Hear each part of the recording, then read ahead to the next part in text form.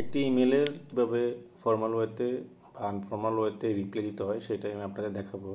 So এই জন্য আমরা ইমেলের বা জিমেলের যে ইনবক্স অপশনে চলে যাব, সেখান থেকে যেই ইমেলটির আমরা রিপ্লাই দিব সেই ইমেলটা সিলেক্ট করব। সাপোজ আমি যে 2 নম্বর এই ইমেলটা রিপ্লাই দেবো। সো দেখেন এটা হচ্ছে একটা ইমেল আমাকে দেওয়া হয়েছে। সো পুরো মেলটা আমি আপনাদের বডিটা দেখালাম। সো এখানে সাপোজ আপনাকে বলা হলো এই মেলটার একটি উপযুক্ত রিপ্লাই আপনি দিবেন। সো এখান থেকে রিপ্লাই দেওয়ার জন্য যে ডান পাশে দেখেন 3 ডট একটি মেনু আছে, এখান থেকে দেখেন রিপ্লাই অল একটি অপশন আছে।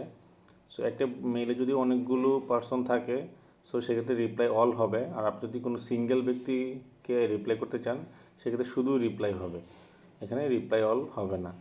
আপনি চাইলে যে কোনো সময় এটা চেঞ্জ করতে পারেন। দেখেন এখানে যে অ্যারোটা আছে, এখানে দেখেন রিপ্লাই অল, ফরওয়ার্ড, 3টা অপশনই এখানে আছে।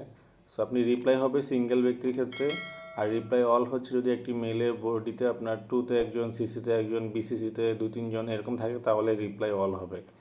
সো এখানে আপনি যদি একজনকে দিতে চান তাহলে রিপ্লাই অল, এটা অবশ্যই খেয়াল রাখতে হবে, দেওয়া যাবে না শুধু রিপ্লাই। সো তারপরে যাওয়ার পর আপনি আপনার যে মেসেজটা দিতে চান, যেমন এইটার এগেনস্টে যে কী ধরনের মেসেজ দিতে চান সেটা লিখবেন মেলে বডিতে।